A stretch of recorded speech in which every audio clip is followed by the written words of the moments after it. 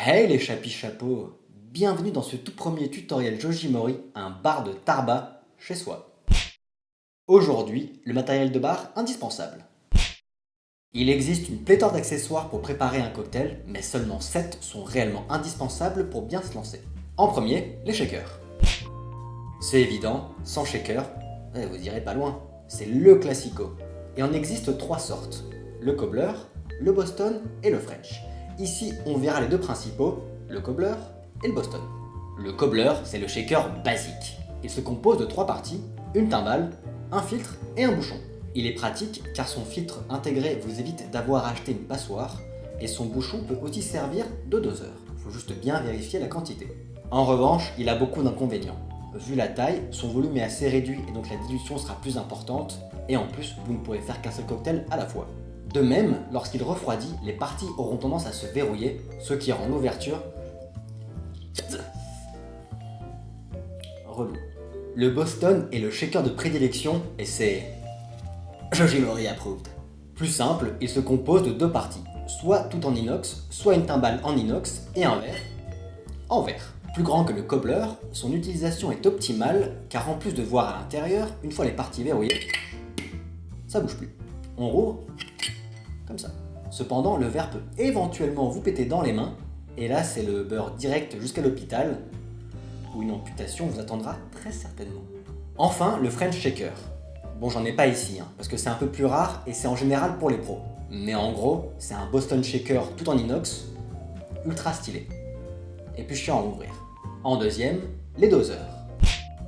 Le doseur, du plus basique au plus sophistiqué, permet de mesurer avec précision les ingrédients de vos cocktails. Souvent double doseur, chaque côté permet de verser une quantité différente, en général un shot et un demi-shot.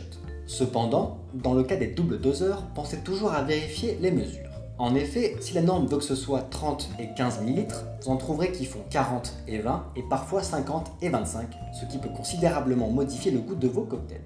Gardez l'œil ouvert et faites gaffe. En troisième, les passoires. Si vous avez un cobbler, vous en foutez, la passoire est intégrée. Sinon, tout en inox, elle se pose sur votre shaker ou verre à mélange et permet de bloquer les glaçons quand vous versez le mix. Il y en a 2 sortes, le Hawthorne et le Julep. Le Hawthorne, la passoire la plus utilisée, se pose sur la timbale du shaker, comme ceci. Ces ressorts permettent de bloquer les bouts de pulpe et de blanc d'œuf, et surtout de s'adapter à n'importe quelle taille de shaker. Easy. Le Julep a la gueule d'une grosse cuillère à soupe perforée et va s'utiliser avec un verre à mélange en se calant de biais comme ceci. Ensuite, les verres à mélange. Les verres à mélange sont ceux qu'on utilise quand James Bond veut boire un vrai martini, à la cuillère et non au shaker.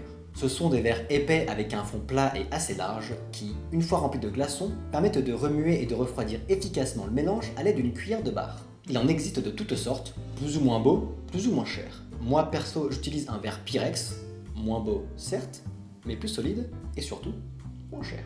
Vient logiquement après la cuillère de bar. Elle se distingue des autres cuillères car elle est plus longue, plus fine avec un bol plus petit.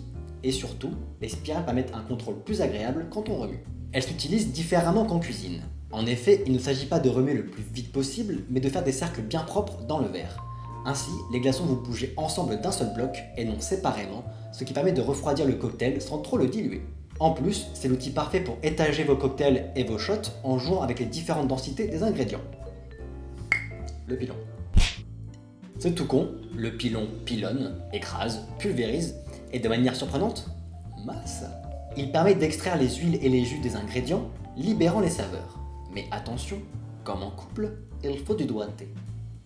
Faut pas y aller trop fort. Ensuite, le chinois. Quand on shake un cocktail, il est important d'éviter un maximum de déchets quand on verse. On veut un cocktail séduisant, clean, sans MST.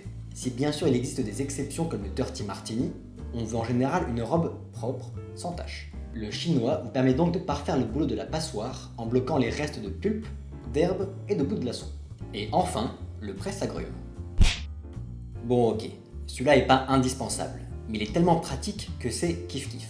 Non seulement il vous servira pour les cocktails, mais aussi pour les jus, en cuisine ou encore mieux, directement dans les yeux de vos ennemis. On coupe le citron en 2, on appuie, on rince, on réutilise. Et le plus beau, c'est qu'on ne se détruit plus les mains, comme avec les presses basiques. C'est beau la technologie. Voilà pour ce premier tutoriel Joji Mori, il ne vous reste plus qu'à vous équiper et à vous le cocktail maison. Si vous ne savez pas par où commencer ou manquer de thunes, vous pourrez facilement trouver des kits de cocktails de base sur la Fnac ou Amazon, entre 20 et 30 euros, qui sont parfaits pour débuter. Vous pourrez aisément pimper votre matos par la suite et devenir la resta des soirées en appartement, un cran au-dessus du mec relou avec sa guitare. Si vous avez des questions ou des doutes sur ma toast de bar, n'hésitez pas à les poser dans les commentaires, je vous répondrai. N'oubliez pas, l'abus d'alcool est dangereux pour la santé, consommez avec modération. Sans modération, on partage la vidéo, on s'abonne à la chaîne, on nous rejoint sur Facebook et Instagram, et moi d'ici là, je vous dis à la prochaine pour un nouveau Joji Mori.